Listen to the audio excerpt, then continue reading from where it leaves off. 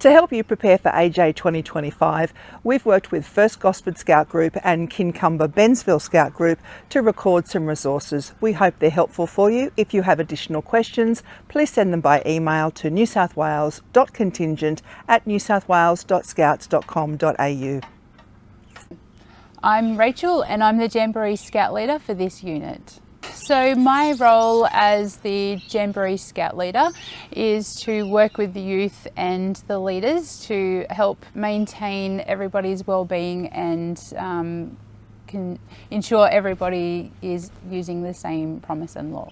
So another thing that we would do before we move into Jamboree site is to meet up with the leaders and discuss everybody's strengths and weaknesses and work together to allocate roles, whether that is health and wellbeing, activities or quartermaster.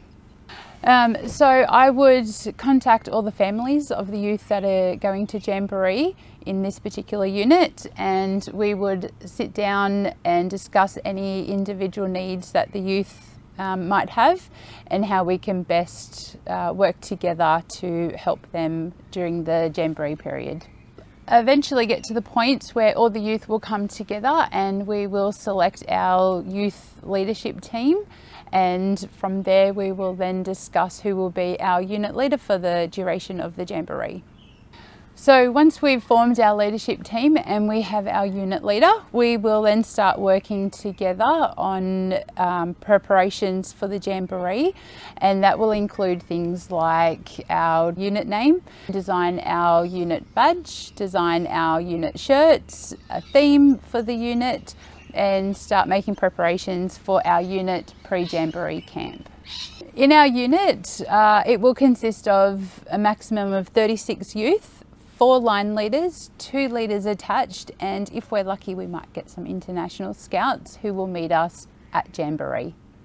In our unit we will have 2 attached leaders. These leaders will go out to run activities during the day and they will come back and live with us on unit lines for the period of Jamboree.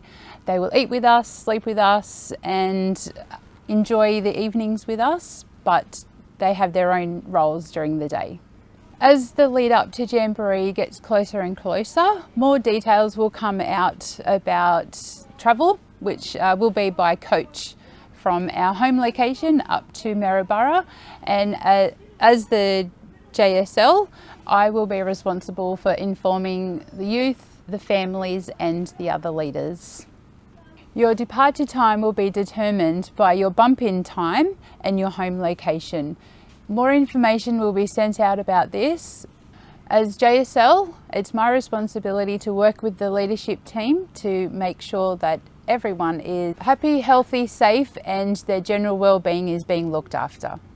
As JSL, I will have regular updates and meetings with my subcamp and also New South Wales contingent headquarters. In our unit, we will hold unit councils every night. That will be all leaders on site, on campsite, and our leadership team. At unit council, we'll discuss things like behavioural issues, getting to activities on time, code of conduct, and any other thing that the youth would like to discuss with us as leaders. In unit lines, we will have a lockbox, and in that lockbox, we will keep anything of value that the youth bring with them. So that would include things like cash, phones, or anything else that they may value. It will only be accessible once a day, and that is via me directly. If they want to take $20 out to go up to the mall, they would need to come and see me first thing in the morning. So while the youth are at camp, if they do bring anything of value, it needs to be handed in before we leave, so it can be kept in the lockbox. While it's out of the lockbox, it is the youth's responsibility. As we know, everything is provided for the youth as part of their Jamboree registration fee, but if they wish to purchase any souvenirs, anything from the mall, they can bring a nominated amount of money. $10 to $15 per day would be my recommendation.